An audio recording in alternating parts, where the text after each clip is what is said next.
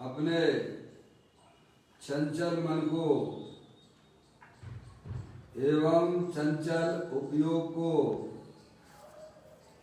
स्थिर करने के लिए जनवाणी माता के माध्यम से अपनी वर्तमान ज्ञान की पर्याय में सम्यक वेद ज्ञान उत्पन्न करते हुए शरीर और शरीर से भिन्न जितने भी चेतन अचेतन पदार्थ हैं उनका मुझ भगवान आत्मा से किसी प्रकार का कोई संबंध नहीं है। इस प्रकार से समस्त पर पदार्थों में अपने संबंध की वृत्ति को छोड़ते हुए अंदर जो अखंड ज्ञान ज्योति स्वरूप भगवान आत्मा है उसमें ही वर्तमान पर्याय का संबंध जोड़ते हुए कि मेरा ये भगवान आत्मा सदा काल शरीर आदि पर पदार्थों से भिन्न प्रकट अखंड ज्ञान ज्योति स्वरूप है। ऐसा अपने आप को जानो और अनुभव करो कि मैं तो तीनों काल शरीर आदि पर पदार्थों से भिन्न प्रकट अखंड ज्ञान ज्योति स्वरूप ही हूँ।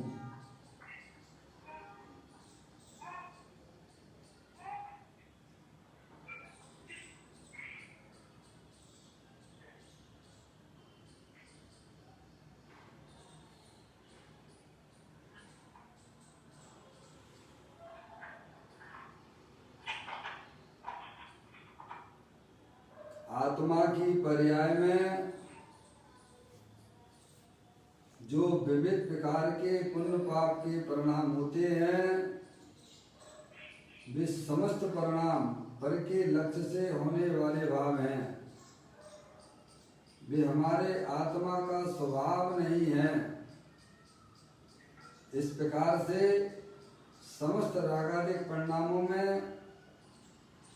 एकत्व बुद्धि, ममत बुद्धि, कर्तृत्व बुद्धि, भोक्तृत्व बुद्धि तथा उन रागादिक परिणामों की ज्ञाता बुद्धि को भी छोड़ते हुए अंदर जो अखंड ज्ञान ज्योति स्वरूप भगवान आत्मा है जो कि पूर्ण निराकुलता स्वरूप वाला है, अतीन्द्रिय आनंद का पिटारा है,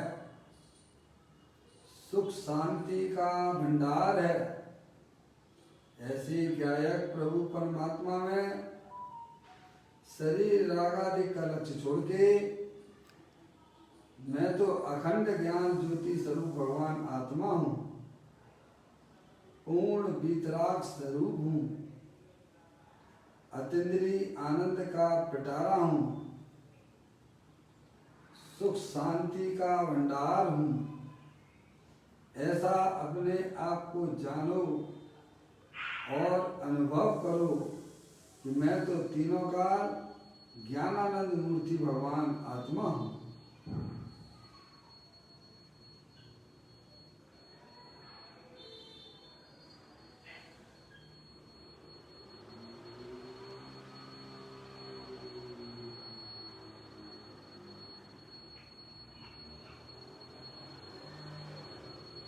इसी प्रकार से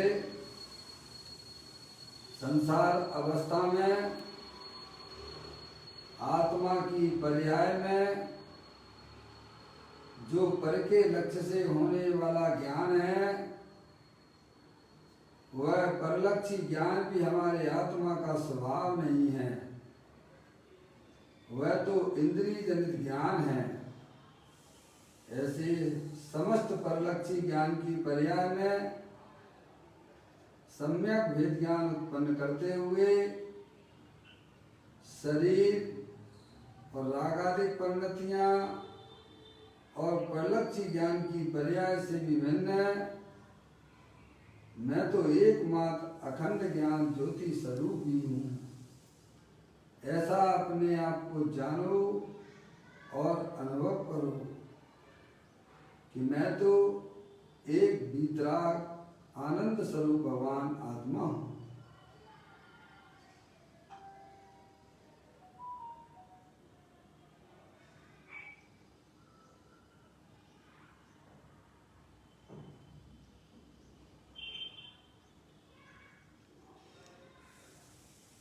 मेरे भगवान आत्मा में शरीर, रागादिक परिणतियां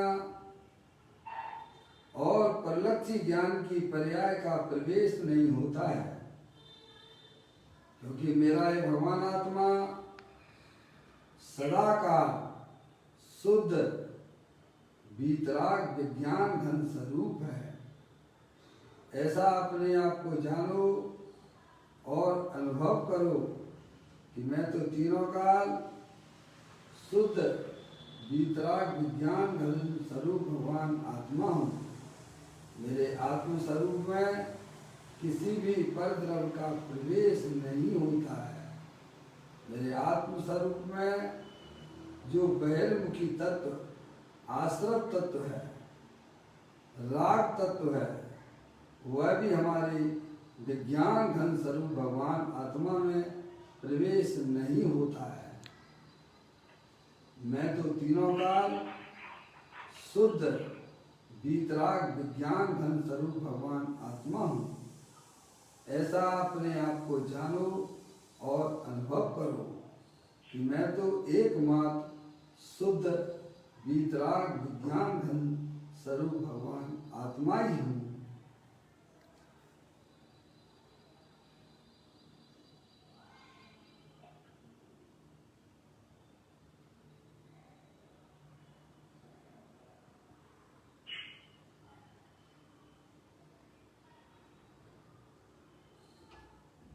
द्रव्य कर्म, भाव कर्म, नौ कर्म रहित शुद्धात्म स्वरूपो हम। मेरा ये भगवान आत्मा सदा काल ज्ञानावर्णादि 8 कर्म, शरीरादिक 9 कर्म, मोहराग देश भाव कर्म, इन तीनों कर्मों से रहे मैं तो परम पवित्र शुद्धात्मा हूँ। ऐसा अपने आप को जानो और अनुभव करो कि मैं एक परम पवित्र शुद्धात्मा ही हूँ।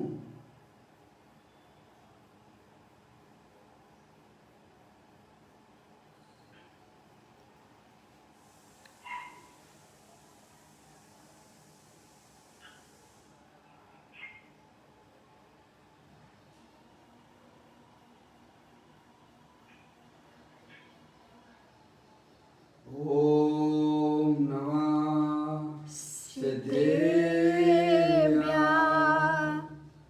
ओम नमः सिद्धेभ्यः। ओम नमः सिद्धेभ्यः। चिंतामणि समस्वयं का चैतन्य तत्व महान है। निज का करूं मैं चिंतवन, निज का करूं सदानु में। सोदा तुम्हारी देव है जो गुणानंद निदान है।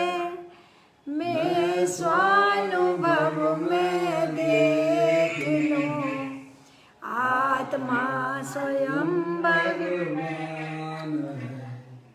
मैं स्वानुभव में देख लूं आत्मा स्वयं भगवान है।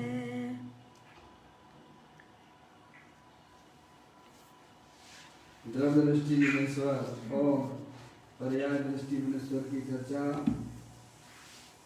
महान ग्रंथ के माध्यम से हम और आप यहाँ पर इसका स्वाध्याय कर रहे हैं। पुस्तक को निकाल लीजिएगा। आज का बोल है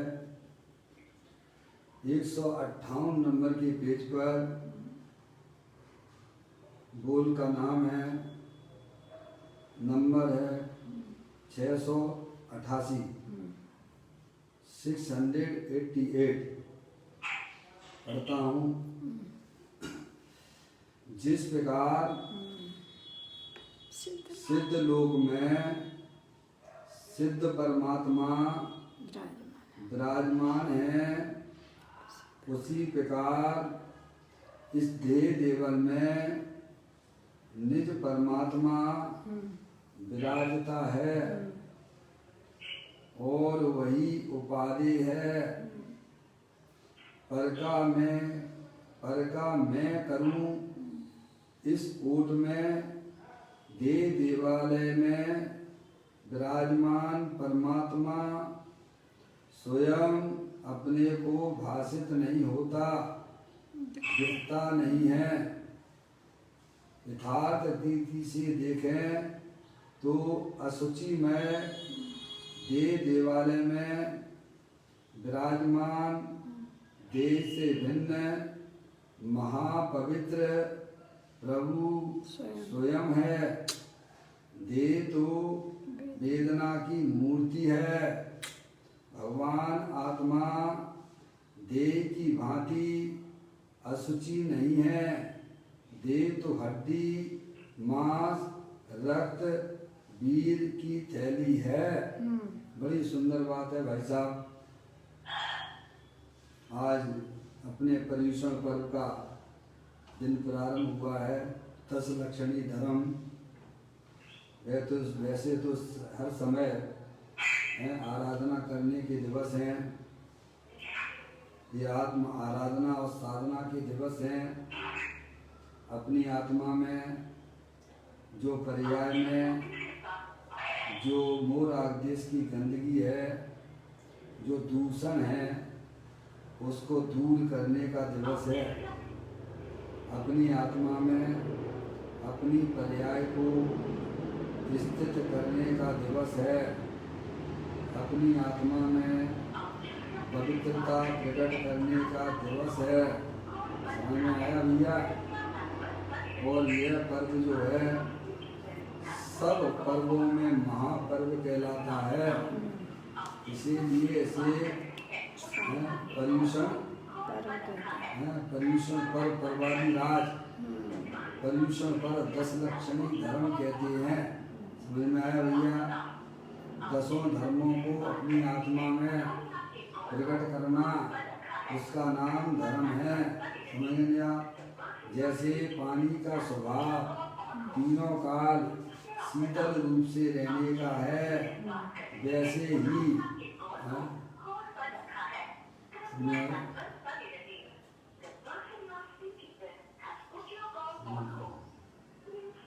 देख लीजिए किसका है।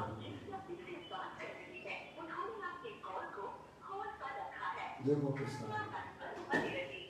देखो भैया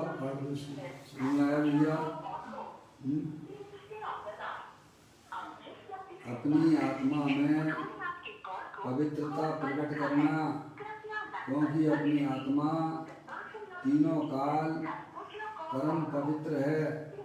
समझ में आया भैया?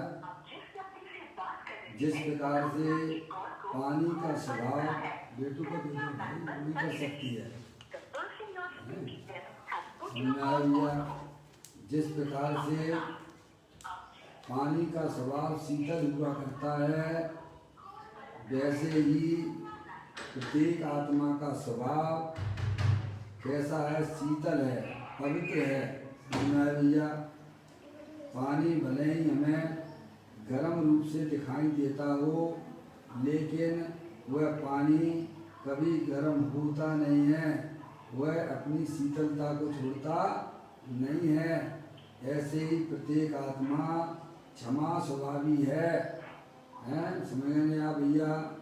परम पवित्र है, पर द्रव प्रभाव से भिन्न है।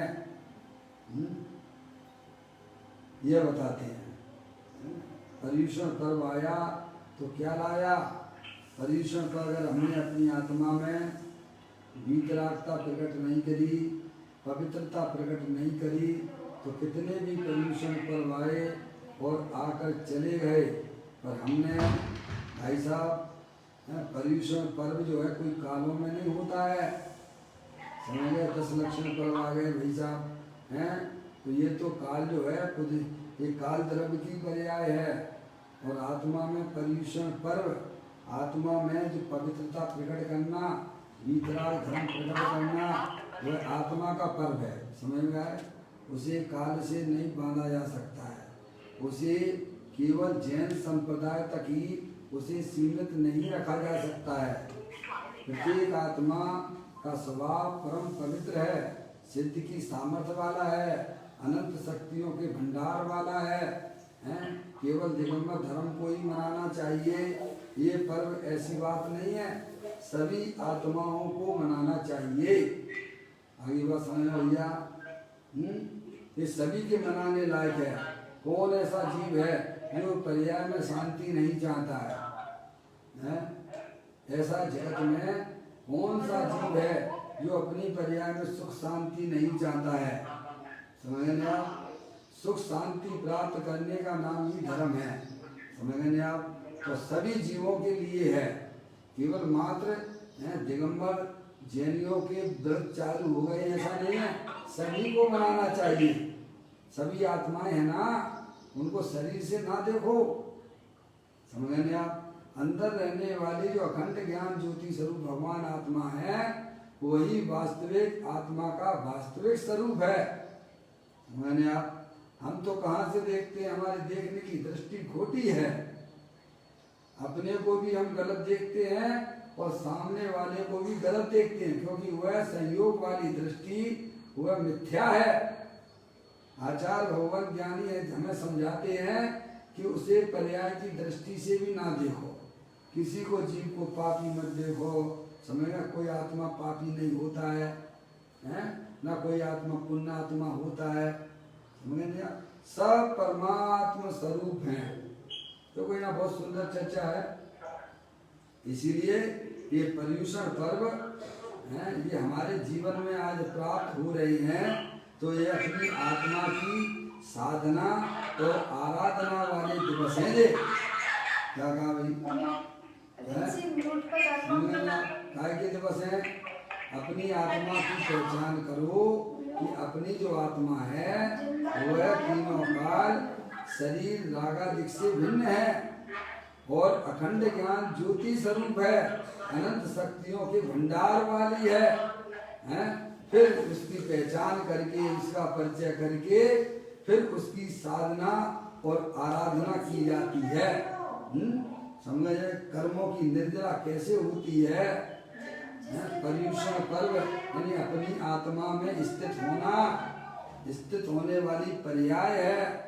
और अपना आत्मा तीनों काल स्थित है, उसमें अपनी पर्याय को स्थित करना, उसमें अपनी पर्याय को लीन करना, उसका नाम है भाई साहब 10 लक्षणी धर्म। समझ में आ गया? गैर मुक्ता भरपूर रूप से छोड़ देना, अपने गायक प्रभु परमात्मा की तरफ चले आना, उसी का नाम पर्युषण पर्व है। अपने आत्मा में स्थित होना, अवस्थित होना। समझ गए आप? अपने आत्मा में जो गंदगी हो रही है, काय की गंदगी हो रही है, यह मोरा देश की जो गंदगी हो रही है, समझ में आ गया? उसका वॉल्यूम बंद कर दो, उसको बाहर से, उसका बाहर से वॉल्यूम बंद कर दो। बाहर से वो है ना, माइक है ना उसका, ये समझ में आया भैया? क्या अपनी आत्मा में जो मोह राग देश रूपी जो गंदगी हो रही है, जो परद्रव्यों को अपना जानने से, परद्रव्यों को अपना मानने से, परद्रव्यों के पीछे जो भागने से हमारी आत्मा में वह गंदगी होती है, उस गंदगी को धोने वाला पर्व है। कौन सा पर्व है भैया? बोलो।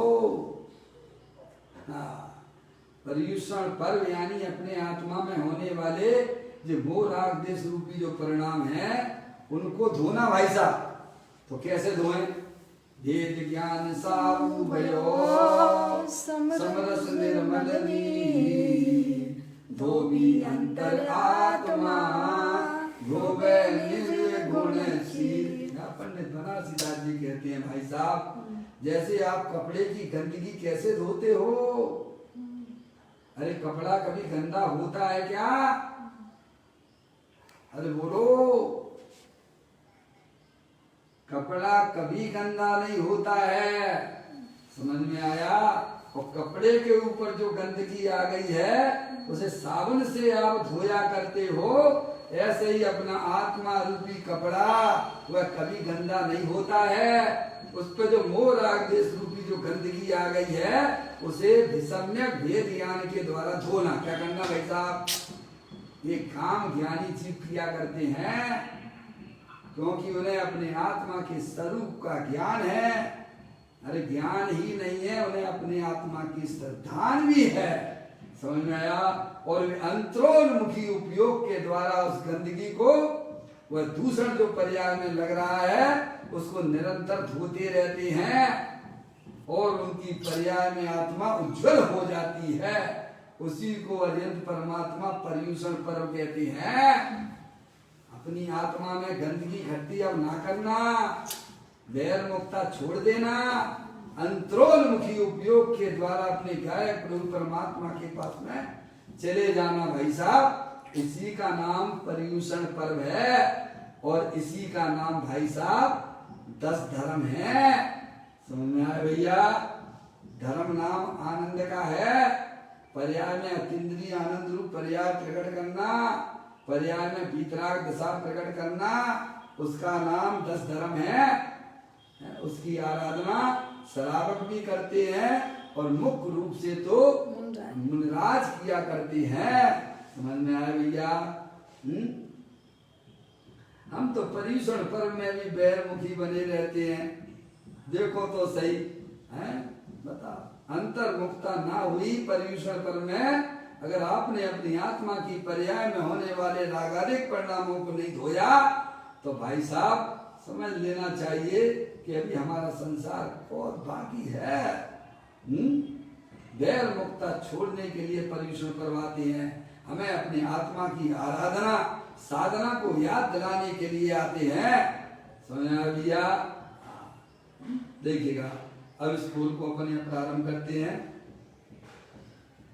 जिस प्रकार सिद्ध लोक में सिद्ध परमात्मा विराजमान है, उसी प्रकार इस देह देवल में, देह देवालय में निज परमात्मा विराजता है और वही उपादेय है।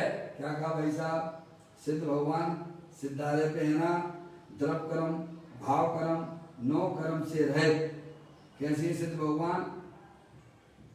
सिद्ध भगवान कैसे है भाई साहब? द्रव कर्म 9 कर्म, द्रव कर्म भाव कर्म 9 कर्म से रहते हैं।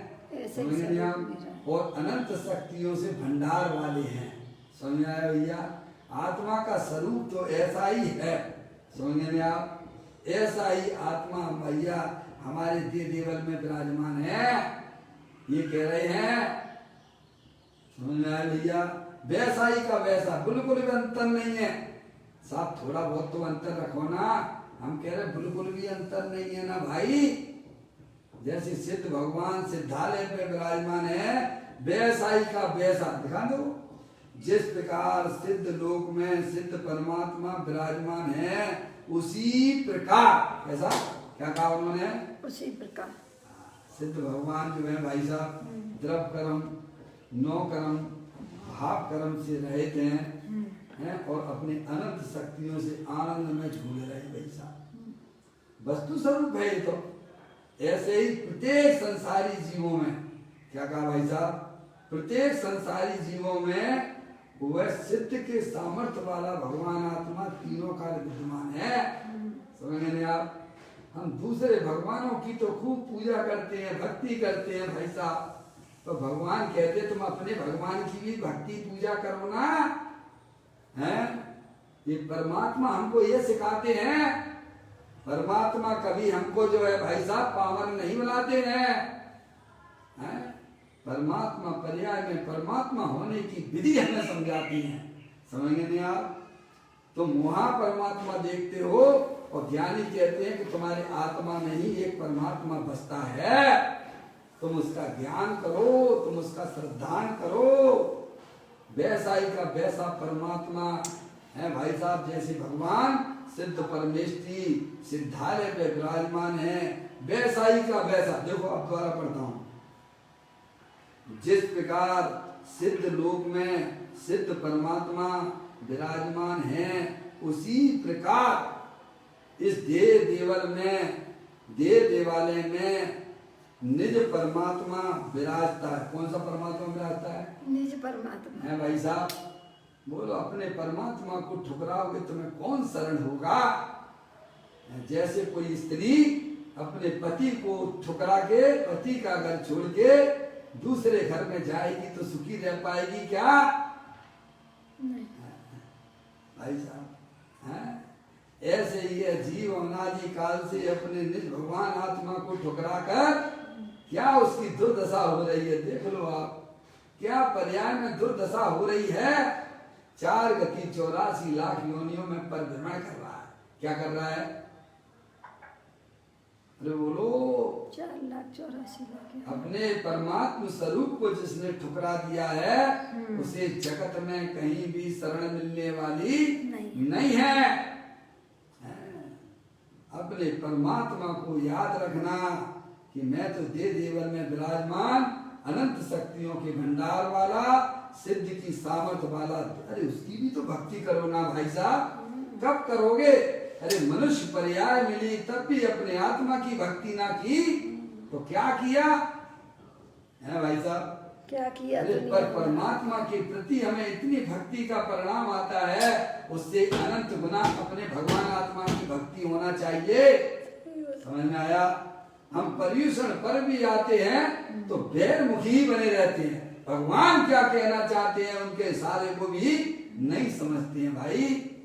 समझ में आया? वे कहते हैं कि तेरे अंदर भी परमात्मा स्वरूप विराजमान है। आत्मा ही परमात्मा है। जो आत्मा में परमात्मा को देखता है, जो परमात्मा में आत्मा को देखता है, वह सम्यक दृष्टि जीव हुआ करता है। क्या भाई साहब? प्रभु आप में और मेरे में कोई अंतर नहीं है। जैसे आप द्रव कर्म भाव कर्म नो कर्म से रहित हैं, वैसे ही वर्तमान में मैं भी प्रभु द्रव कर्म भाव कर्म नो कर्म से रहित परमात्मा स्वरूप वस्तु हूँ। है भाई साहब? कितनी खुशी होना चाहिए अपने आत्मा के प्रति। भगवान के दर्शन करने के लिए अंदर में प्रफुल्लित होते हो, वो हमारा शुभ परिणाम है। अपने भगवान के प्रति आनंदित हो गए तो भाई साहब अब तुम्हारी ये संसार चक्र से छुट्टी हो जाएगी। सही बात। समझ में आया भैया? अब आपको कोई भी किसी की ताकत नहीं है कि वह आपको संसार में रखड़ पट्टी करा सके। है? इसीलिए ज्ञानी जीव हमें समझाते हैं, जिस प्रकार सिद्ध लोक में सिद्ध परमात्मा विराजमान है कि नहीं है भैया? नहीं है तो फिर नमो का मंत्र क्यों पढ़ते हो आप? अरे बोलो, अरे सिद्ध भगवान है कि नहीं है? अजैनों से तो अपन कुछ कह नहीं सकते हैं, क्योंकि उन्हें तो नमोकार मंत्र के बारे में पता भी नहीं है भाई साहब। हैं? दिगंबर समाज से तो पूछा जा सकता है कि नहीं ये प्रश्न कि सिद्ध भगवान है कि नहीं है? है भैया? नहीं है तो फिर माला क्यों जपते हो आप? नमोकार मंत्र की माला जपते हो कि नहीं जपते हो? तो कुछ थोड़ी बहुत अंदर में आस्था होगी कि वैसे ही जपते हो? हैं? इतना निर्णय तो हमें करना पड़ेगा ना। समय सिद्ध परमात्मा है, उनका स्वरूप सुबह तो चल ही रहा है आपके नियम सारणी में। समझ में आया भैया? द्रव कर्म भाव कर्म नौ कर्म से रहे अनंत सुख में विराजमान है भगवान। समझ नहीं आप? रहिए अनंतानंत काल यथा तथा शिव पर्ण में। ऐसे सिद्ध भगवान लोकाग्र में विराजमान है। सुबह चलता है नियम सारणी से, समझेगा, सिद्ध परमेष्टि का स्वरूप है। यहाँ तो ये कहती हैं कि जिस प्रकार सिद्ध लोक में सिद्ध परमात्मा विराजमान है, उसी प्रकार, क्या भाई साहब थोड़ा बहुत अंतर तो कर दो प्रभु। अरे अंतर तो जब कर दें जब अंतर हो, अब अंतर ही नहीं है तो अंतर कर दो का मतलब क्या है भाई साहब, हैं? तो कहते उसी प्रकार इस देव देवल में निज परमात्मा विराजिता है। कौन सा? अपना परमात्मा। प्रत्येक जीव सिद्ध की सामर्थ्य वाला है, सिद्ध समान शुद्ध भी है भाई साहब। अच्छा ये ज्ञान कर लिया तो फिर क्या करना, अब आगे बताती है, सुनो क्या करना। तो कहती हैं और वही उपाधि है, क्या है? वही आश्रय करने योग्य। उपाधि का मतलब वही आश्रय करने योग्य है। ये बातें क्यों की हमने आपसे, या हमने आपको बता दी, आपने दूसरे को बता दी, दूसरे ने तीसरे को बता दी, और हो गया धर्म? नहीं, क्या वहां सिद्ध परमेष्टि को उपाधि ना कह के अंदर में दे देवल में विराजमान हुआ सिद्ध भगवान वह आप स्वयं हो, और वही आश्रय करने योग्य है। समझ गया? आश्रय करने योग्य वाली कौन है? पर्याय है। किसका आश्रय करे? पर परमात्मा का आश्रय ना करे, अपने आत्मा का आश्रय करे, उसका नाम धर्म है। क्या कहा भाई साहब? आरी बात समझ में? पर परमात्मा का आश्रय छोड़ के अपने परमात्मा का आश्रय करे कि मैं तो चेतनेश्वर भगवान आत्मा हूँ, ये शरीर जड़ है, विराजता है। फिर उन्होंने कहा कि वही उपाधि है। उपाधि का मतलब होता है ग्रहण करने योग्य है, उपाधि का मतलब होता है आश्रय करने योग्य है, समझ गए? अवलंबन करने योग्य है। अभी हमारी पर्याय किस किस का अवलंबन करती है, किस किस का आश्रय करती है, अपने तो आपको पता होगा ना। अपने को छोड़ के सबका आश्रय कर रही है वो तो। अरे भैया अपने आत्मा का आश्रय ही नहीं कर रही बस। अभी हमारी पर्याय का काम है आश्रय करना, पर्याय का काम है अवलंबन करना। अभी हमारी पर्याय में क्या चल रहा है, वह किसके आश्रय पड़ी हुई है? ये शरीर मेरा है, ये स्त्री मेरी है, ये पुत्र मेरा है, ये दुकान मेरा है, ये रुपया पैसा मेरा है, पंच इंद्रिय के विषयों में सुख नजर आ रहा है, ये पर के आश्रय पड़ी हुई है। समझ में आया? ज्ञानी जीव ने सम्यक वेद ज्ञान के द्वारा वहां से फ्री कर लिया है। आगे ही बात समझ में? और अंदर में होने वाले जो विविध प्रकार के पुण्य पाप के परिणाम हैं, उससे भी अपनी पर्याय को छुटकारा दिलवा दिया है। समझ में आया? तब वह पर्याय अपनी मात्र गायक प्रभु परमात्मा का आश्रय लेती है, उपाधि रूप से ग्रहण करती है। अभी तो हमारी पर्याय पता नहीं कहाँ कहाँ चली जाती है, किस किस का आश्रय लेती है भाई साहब। इसीलिए विचित्र प्रकार की गतियां मिलती हैं। 4 गति 84 लाख योनियों में पर भ्रमण करने का कारण क्या है कि अपने त्रिकालिक ध्रुव भगवान आत्मा में स्थित नहीं होना। समझ में आया भैया? इतना सुंदर इतना प्यारा भगवान आत्मा दे देवल में विराजमान है। अरे आप ही हो, कोई दूसरा नहीं है। या दूसरे की भक्ति नहीं कराई जा रही है, और न दूसरे का आश्रय लेने की बात की जा रही है। यहाँ तो अपने निज परमात्मा स्वरूप का आश्रय करने की बात कर रहे हैं। बोलो भाई साहब, हैं इसमें कहाँ इसमें रोने की और गाने की और दुखी होने की जरूरत है? बताइए आप। भगवान आपको परमात्मा रूप से देखते हैं और उसी के अवलंबन आश्रय करने के लिए कहते हैं। तो अभी तो भगवान पे नाराज हो गए भाई, क्यों? ये ऐसा धर्म दुनिया में सुनने को नहीं मिलेगा। ये दिगंबर ग्रंथों के अंदर सब लिखा पड़ी है, हरियंत परमात्मा का कही हुई है वाणी है ये।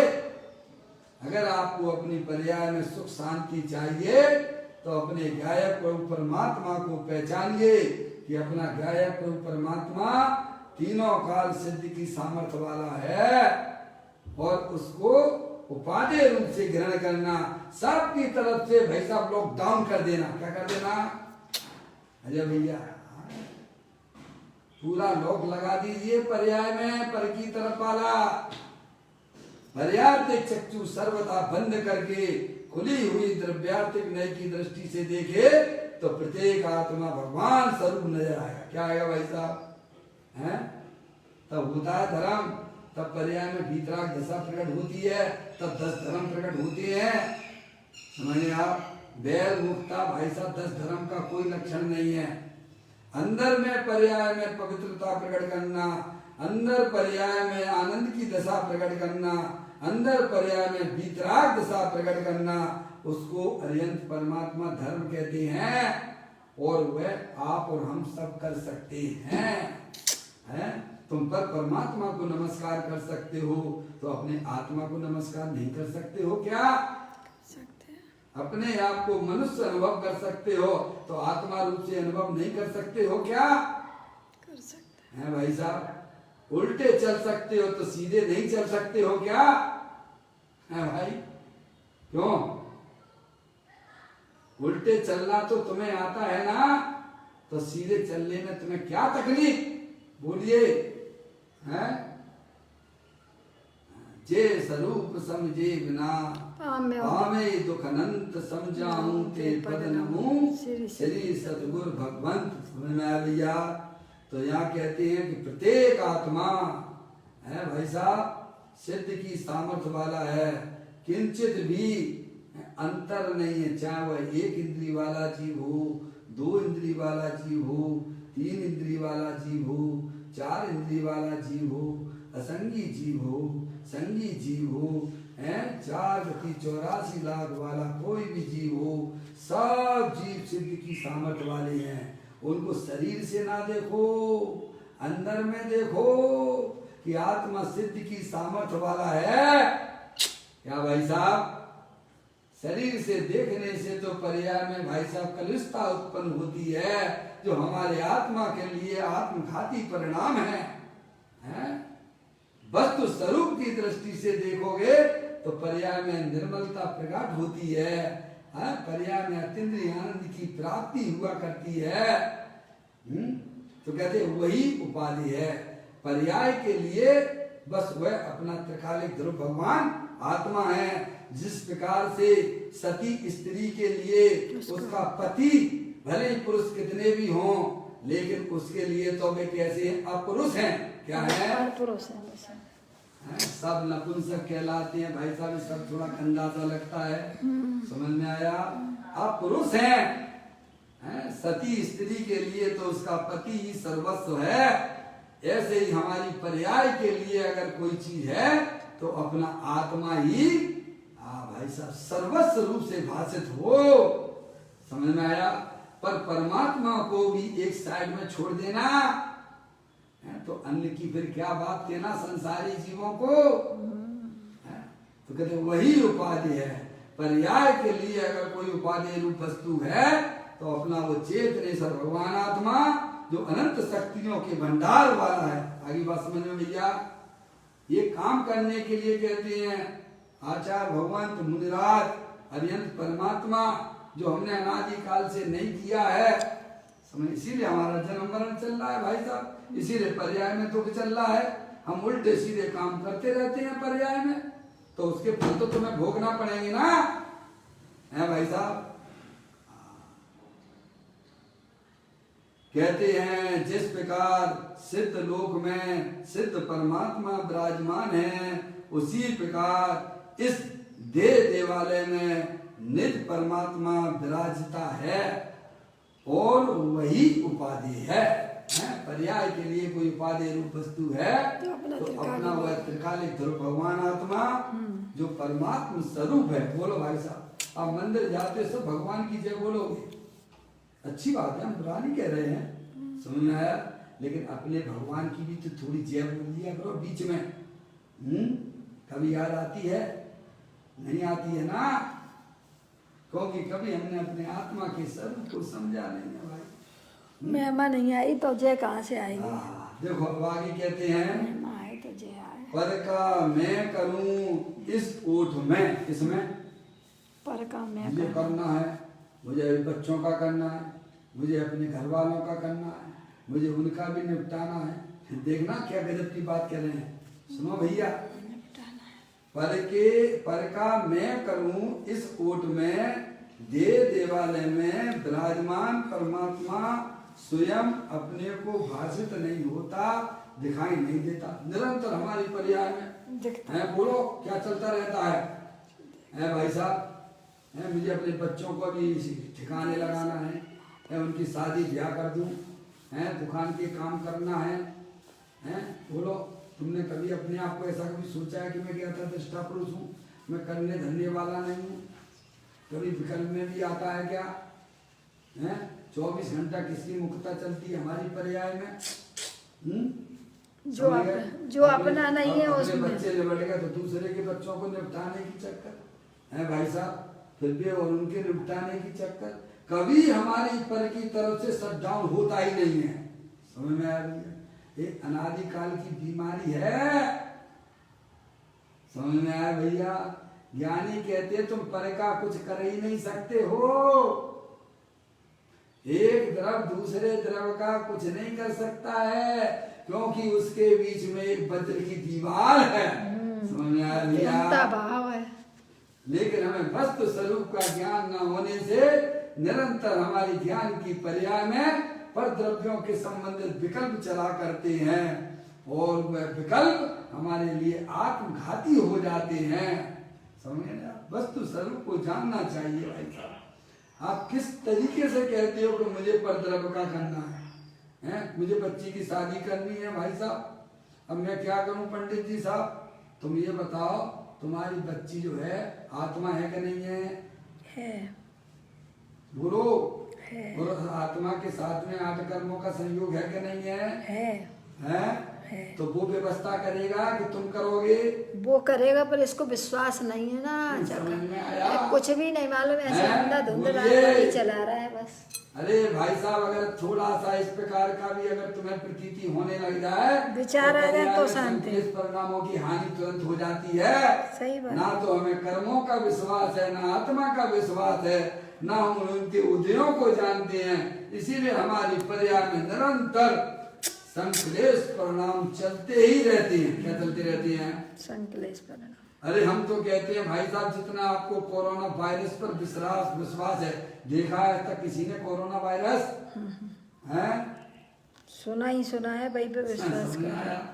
अरे इतना विश्वास अगर कर्मों के ऊपर करते होते, अपने आत्मा के ऊपर करते होते, तो पर्याय में होने वाले विकल्पात्मक स्थिति में भी आपकी पर्याय में शांति आ जाती। आत्मा के अनुभव की बात तो बहुत दूर की बात है। ना तो हमें कर्मों पे विश्वास है, ना हमें अपनी आत्मा पे विश्वास है, और ना हम फिर उनके उदयों को पहचानते हैं। इसीलिए दुखी बने रहते हैं। मैं परका करने वाला हूँ, मैं परका करने वाला हूँ। अरे मूर्ख, तू इस उंगली को भी हिला नहीं सकता है। क्या कहा? अपने हाथ की उंगली को भी नहीं हिला सकता है। यह आत्मा अनंत शक्तियों के भंडार का वाला होने पर भी उंगली को भी नहीं हिला सकता है। लेकिन कर्तृत्व का बोझ, कर्तृत्व बुद्धि इतनी भयंकर लिए हुए है, उस ओट में उसे अपना भगवान आत्मा जो ज्ञाता स्वरूप रूप से विद्यमान है, उसकी वह दृष्टि में आता नहीं है। समझ में आया भैया?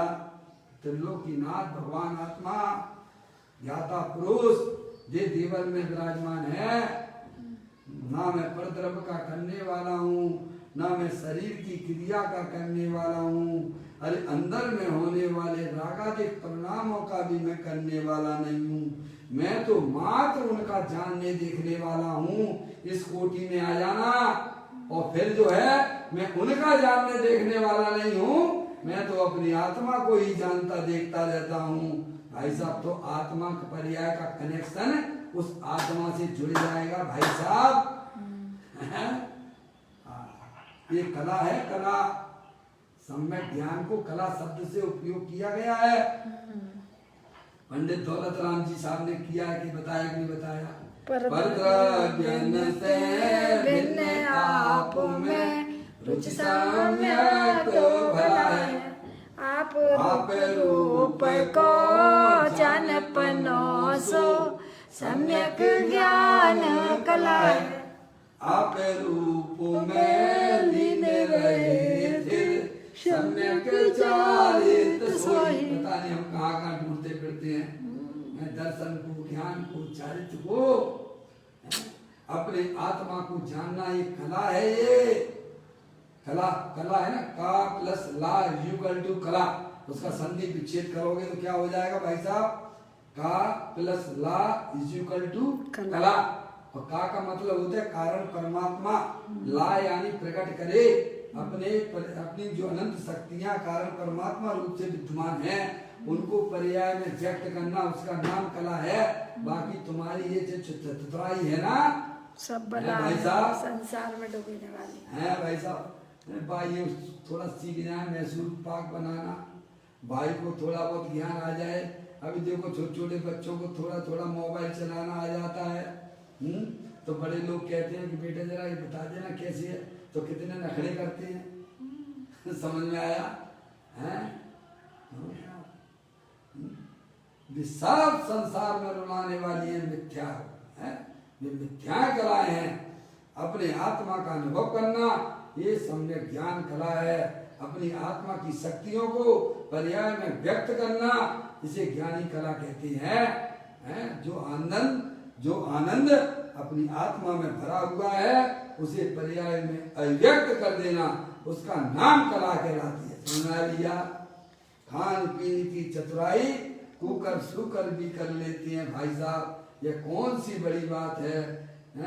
ये मकान आदि तो जो भाई साहब पक्षी अग्नि सब बना लेते हैं।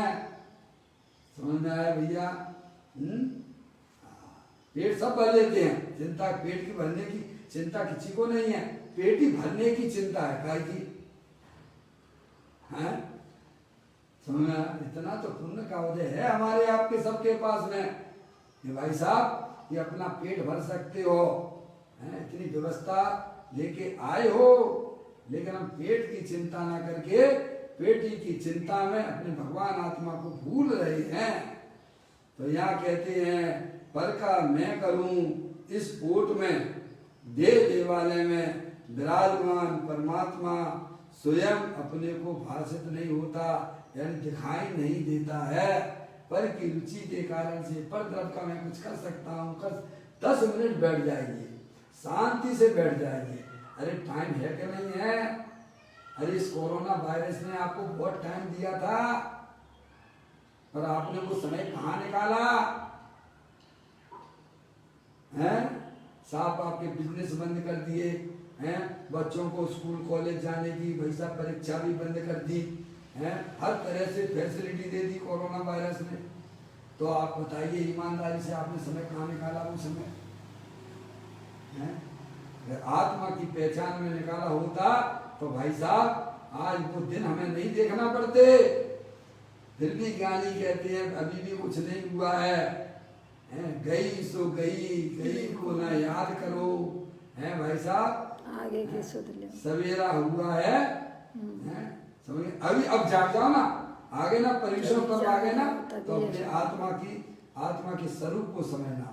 जहाँ पर ये चर्चा चल रही होगी भाई साहब, 10 धर्मों की चर्चा चलती हो, जिसमें आत्मा के द्रव की, जिसमें आत्मा के गुणों की, जिसमें आत्मा की शक्तियों की, जिसमें आत्मा की पर्याय की जहाँ चर्चा चलती हो, वहाँ चुपचाप जाके शांति से अपने आत्मा के बारे में समझना। हमें आ भैया अब समय बर्बाद ना करना। कहते हैं पर का मैं क्या करूं, पर का मैं करूं इस ओट में, देवालय में विराजमान परमात्मा स्वयं अपने को भाषित नहीं होता, दिखाई नहीं देता। किसमें छुप रहा है? जैसे सूरज है ना, सूरज की ओट में बादल आ गए ना तो दिखाई नहीं देता, समझ रहे आप? लेकिन देखने वाले देख भी लेते हैं कि वो बादल की ओट से ना देखते हुए सूरज की तरफ से देखते हैं तो उन्हें सूरज दिख जाता है। समझ में आया भैया? यथार्थ रीति से देखें, यथार्थ यानी वास्तव रीति से देखें तो असुचि में देवालय में विराजमान से भिन्न महापवित्र प्रभु स्वयं है। क्या कहा? ये देह जो है ना, है भाई साहब, इसमें क्या निकलता रहता है 24 घंटे इस प्रोडक्शन में? मलमूत्र झरता रहता है। क्या झरता है? अब पवित्र है, तुम इसको जो है भाई साहब काम में ले लो। ये माटी धूल है, इसको अपने उपयोग में लो, इसमें वो काम कर लो भाई साहब कि फिर देह धरना ही ना पड़े। ये मलमूत्र की थैली निरंतर ढोते रहते हो, है भाई साहब। क्या कहा भाई साहब? मलमूत्र की ढेरी रात दिन 24 घंटा उठाते रखते हो। ज्ञानी कहते हैं मलमूत्र का घड़ा रात दिन सड़ा उठा कर रखना, अब लिया सिद्ध परमेष्टि तुम्हारा शरणा। मैं चेतन चिद्रूप चिदानंद रूप जगत दुख को हमें क्या करना, अब लिया सिद्ध परमेष्टि तुम्हारा शरणा। कौन से सिद्ध परमेष्टि की बात चल रही है? अपने सिद्ध परमेष्टि है इस परमात्मा, इस गंदगी में रहने वाला, मलमूत्र के बीच में रहने वाला अपना जो भगवान आत्मा सिद्धि की सामर्थ्य वाला, वो पवित्र ही नहीं है, महापवित्र है। क्या कहा भाई साहब? महापवित्र शब्द का उपयोग किया, देखिएगा। उसकी पवित्रता से शरीर को पवित्र माना जा रहा है। अरे शरीर कभी पवित्र नहीं हो सकता है। तो इसकी जो कीमत की जा रही है, कितना भी घिसो पर कोला कभी भी सफेद होने वाला नहीं है। अरे ज्ञानी कहते हैं शरीर में कितने रोग हैं अरे भैया? 5,68,99,500। शरीर में कितने रोग हैं? हम तो 2-4 रोगों के पीछे ही मरे जा रहे हैं। अरे भाई तुम्हें रोगों का पता नहीं है। 5,68,99,584 रोग हैं। कितने हैं भाई साहब?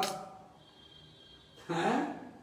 और 2-4 रोग हो गए तो सब उन्हीं को संभालने में लगे। डायबिटीज हो गई, ब्लड प्रेशर हो गया, कैंसर हो गया भाई साहब। अरे ऐसे इनसे भयंकर भयंकर रोग पड़े हुए हैं तेरे शरीर के अंदर, क्योंकि वह तो रोगों का घर है भाई साहब, मलमूत्र का घड़ा है। इससे तो अपना काम चला लो, अपने आत्मा का सच्चा ज्ञान कर लो, फिर ऐसे शरीर को कभी संयोग में भी ना मिले। भाई साहब, अगर शरीर की संगति नहीं करना है तो अपने आत्मा के स्वरूप को पहचानना हमारे लिए जरूरी ही नहीं है, मजबूरी होना चाहिए। है समझा भैया? कहते हैं यथार्थ रीति से देखें तो अशुचिमय यानी अपवित्र, देह देवालय में विराजमान, देह से भिन्न महापवित्र प्रभु स्वयं है। कौन है? अपनी बात कर रहे हैं। आप महाप्रभु हो, महापवित्र हो, समझ लेंगे आप। सर्व शुद्ध ज्ञान अधिकार में तो कह दिया शुद्ध है। कैसी है आत्म वस्तु? 2 बार शुद्ध शब्द का उपयोग किया है। स्वभाव से भी शुद्ध है और जो उसका आश्रय करती है वो पर्याय भी शुद्ध है।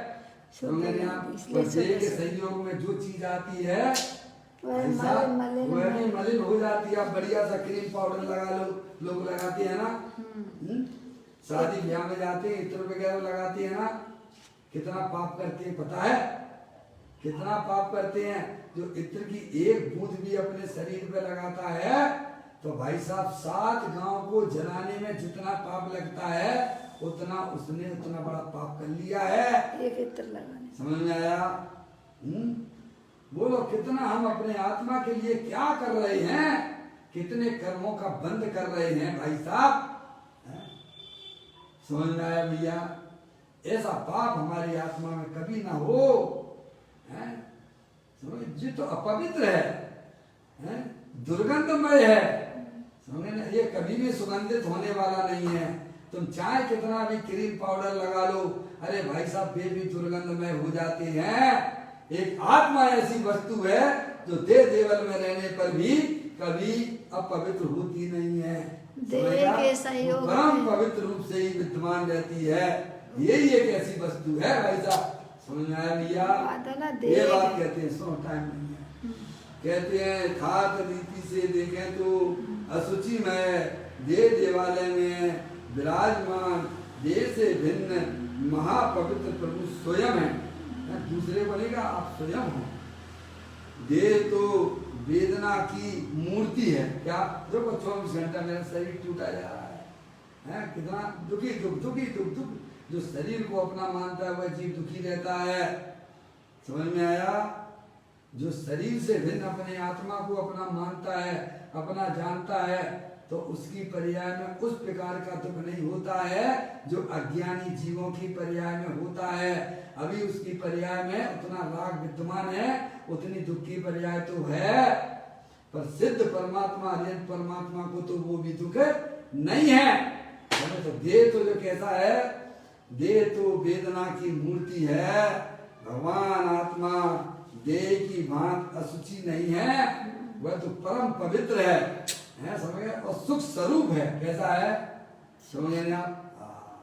देह तो हड्डी मांस रक्त और वीर की थैली है। इस प्रकार से भाई साहब ये संयोग हमें अगर मनुष्य पर्याय का मिला है, इसके स्वरूप का विचार करो और इसके अंदर रहने वाली जो चैतन्य वस्तु है, जो कि मैं आप स्वयं हैं, चेतनेश्वर हैं, सिद्धि की सामर्थ्य वाले हैं।